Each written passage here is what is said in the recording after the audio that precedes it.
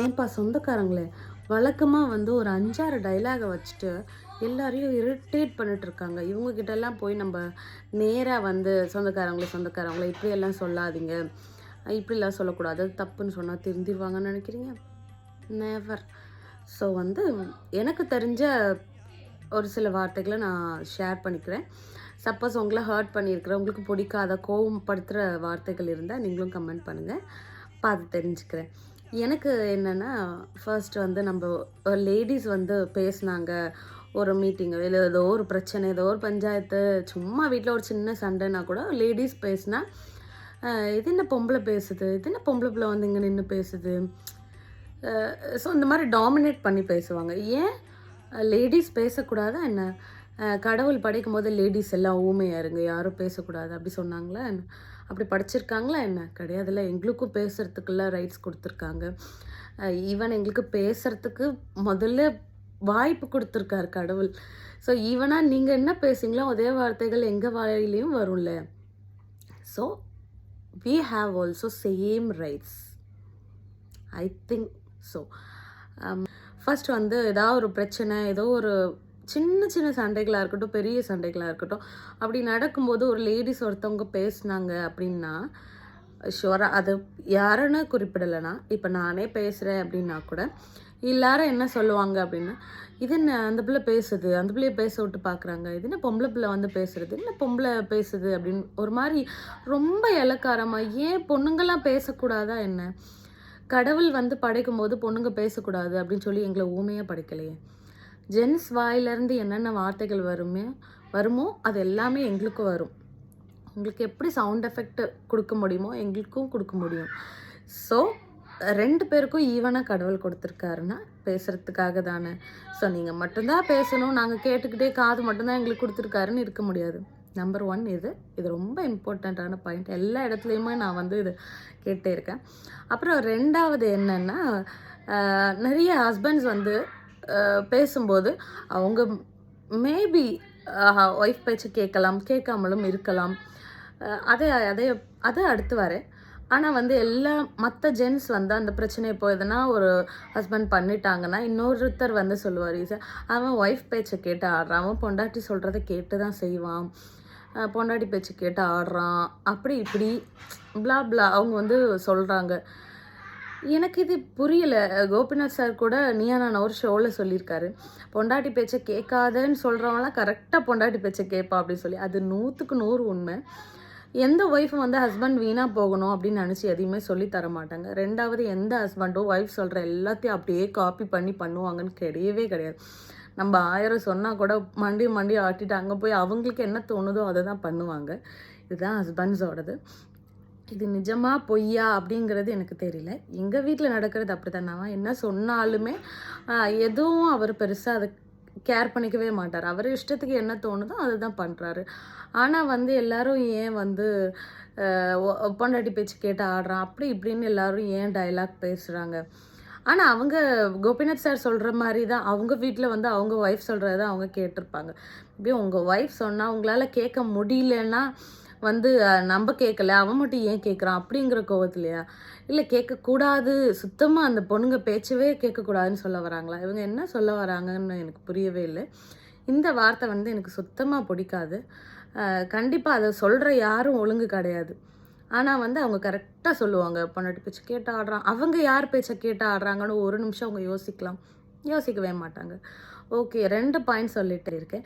3வது என்ன டைலாக் அப்படின்னா, எப்படின்னா ஒரு சொசைட்டியில் வந்து இப்போ நான் வந்து பேசுகிறேன் அப்படின்னா என்ன சொல்லுவாங்க அப்படின்னா, நீ என்ன பெரிய கலெக்டரா, நீ என்ன பெரிய டாக்டரா, நீ என்ன பெரிய வக்கீலா அப்படின்வாங்க. இவங்க என்ன பெரிய இவங்களா?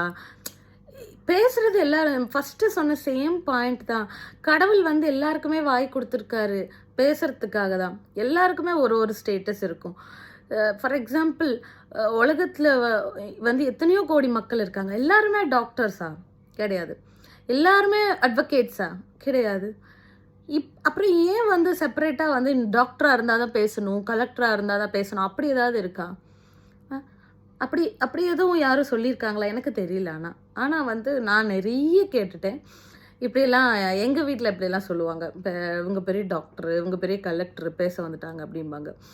எந்த ஊரில் வந்து கலெக்டர் வந்து அவங்க வீட்டு பிரச்சனையில் வந்து தெளிவுபடுத்தியிருக்காங்க. கலெக்டர் வந்து நான் வந்து கலெக்டர், நான் சொல்கிறது நீங்கள் கேட்கணும் அப்படின்னு சொல்லி சண்டை போட்டால் இவங்க எல்லாரும் கேட்டுருவாங்களா? அவங்க கலெக்டர், அவங்க சொல்கிறத நம்ம கேட்டு தான் ஆகணும் அப்படின்னு உடனே கேட்டுருவாங்களா? எவ்வளவோ ஊரில் கலெக்டருக்கும் பிரச்சனை வந்து அவங்க வீட்லேயும் பிரச்சனை நடக்குது. எல்லாரும் கலெக்டர் தான் படிச்சிருக்காரு அப்படி சொல்லி கேட்டுட்டாங்களா? கிடையாது.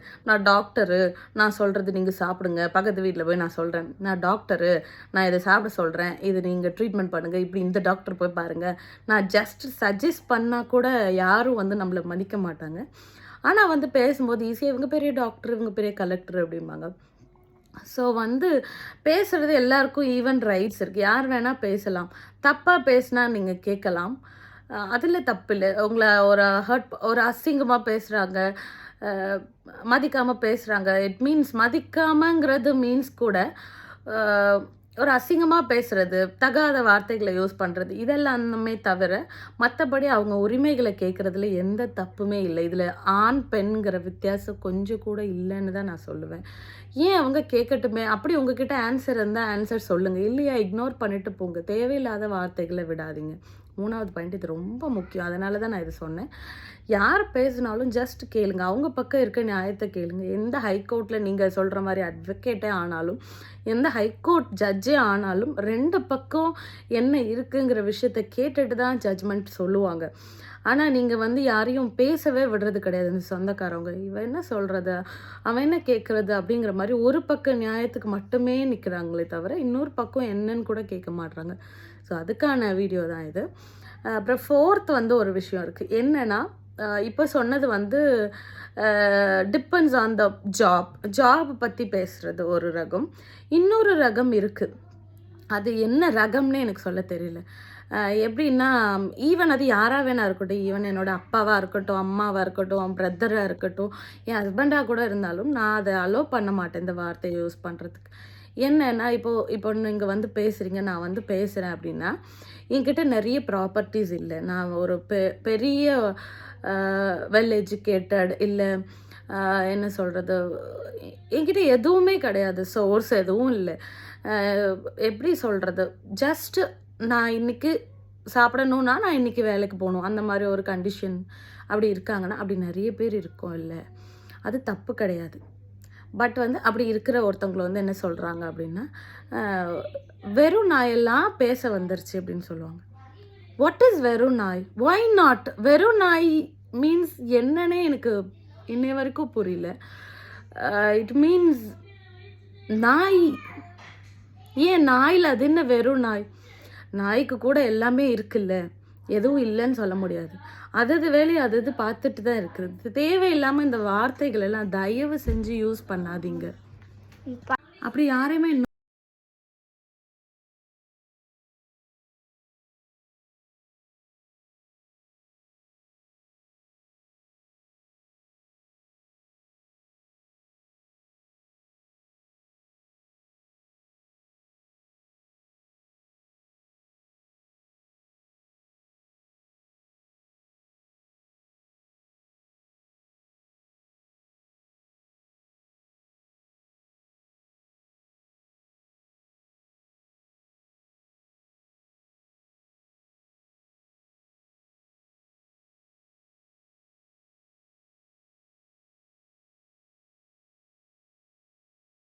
ஆனால் அதுக்கான விஷயத்த அதை தேடி போய் கஷ்டப்பட்டு அது வாழணும்.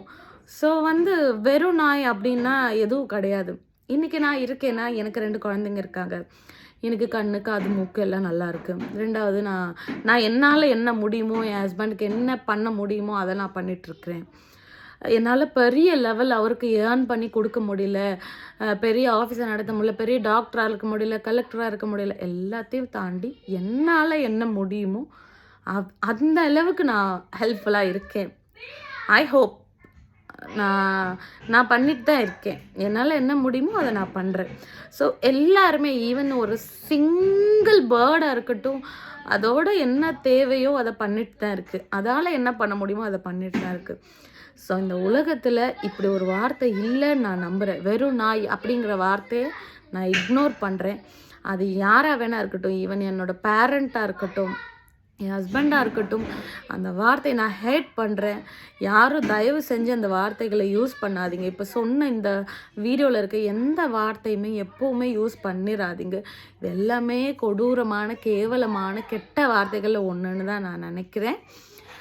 ஸோ முடிஞ்ச அளவுக்கு உங்கள் மேலே தப்பு இல்லைன்னா யாராக இருந்தாலும் எடுத்து சொல்லி ப்ரூவ் பண்ணுங்கள், எடுத்து சொல்லுங்கள். ஜஸ்ட்டு புரிஞ்சுக்கிற மாதிரியான விஷயங்களை சொல்லுங்களே தவிர தேவையில்லாமல் ஒருத்தவங்களை வந்து ஹர்ட் பண்ணணும்னு நினச்சி இந்த மாதிரி வார்த்தைகளை விடாதீங்க. உங்களால் முடிஞ்சால் உதவி பண்ணுங்க. அட் த சேம் டைம் ஒருத்தர் நல்லாயிரு அப்படின்னு வாழ்த்தலைன்னா கூட ரொம்ப சந்தோஷம்.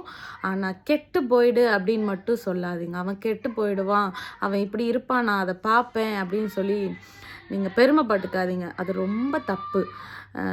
நிறைய கேள்விப்பட்டிருக்கேன். இவன் எங்கள் சின்ன வயசுலேருந்து எங்கள் அம்மா கூட சொல்லியிருக்காங்க, நம்மளால் நல்லது பண்ண முடியலைன்னா கூட, என்னால் இன்றைக்கி ஒரு வேளை சாப்பாடு உனக்கு போட முடியலை ஒருத்தவங்களுக்கு கஷ்டப்படுறவங்களுக்கு அப்படின்னா கூட, அதோ தூரத்தில் ஒருத்தவங்க சாப்பாடு போடுறாங்க, அங்கே போய் சாப்பிட்டுக்கோங்க அப்படின்னு சொன்னால் அதில் பாதி பலன் உங்களுக்கு கிடைக்குமா? அந்த சாப்பாடு போடுறவங்களுக்கு பலன் கிடைக்குதில்ல, அதில் பாதி பலன் கண்டிப்பாக அந்த கை காட்டுற உங்களுக்கும் கிடைக்கும்னு எங்கள் அம்மா சொல்லுவாங்க. சேம் அதே தான் நானும் சொல்கிறேன். உங்களால் நல்லாயிருன்னு ஒருத்தவங்கள வாழ்த்த முடியலைன்னா கூட, கெட்டு போவான் அப்படின்னு சொல்லி பார்த்து சந்தோஷப்படாதீங்க. அது ரொம்ப தப்பு. அது யாருக்கா வேணாலும் இருக்கட்டும், அவன் நாளைக்கு கஷ்டப்படுவான்னு நம்ம சொல்ல வேணாம். கடவுள் பார்த்துப்பான். ஐ ஹோப் தட் எனக்கு கடவுள் மேலே நம்பிக்கை இருக்குது. கடவுள் இந்த கடவுள் அந்த கடவுள்னு இருக்குது. நம்மளை மீறி ஒரு சக்தி இருக்குது அப்படிங்கிறத நான் ஹோப் பண்ணுறேன். ஸோ வந்து எதுனாலும் எனக்கு பனிஷ் கிடைக்கும். நான் ஏதோ தப்பு பண்ணுறேன்னா எனக்கு பனிஷ்மெண்ட் இருக்குது. நான் இன்றைக்கி ஏதோ ஒரு விஷயத்துக்காக ஸ்ட்ரகிள் ஆகுறேன்னா மேபி நான் ஏதோ ஒரு தப்பு பண்ணியிருக்கலாம் தெரியாமல் கூட, அதுக்காக நான் ஸ்ட்ரகிள் ஆகுறேன்னு சொல்லி நான் ஃபீல் பண்ணுறேன். ஸோ நீங்கள் கடவுள் நம்பலைனாலும் பரவாயில்ல, எதை நம்பலைனாலும் பரவாயில்ல, யாரையும் சபிக்காதீங்க, யார் மேலேயும் தேவையில்லாத வார்த்தைகளை விடாதீங்க. அது உங்களுக்கு நல்லதில்லை. Thank you so much. இதுதான் நான் முக்கியமாக சொல்ல வந்த விஷயம். Thank you so much.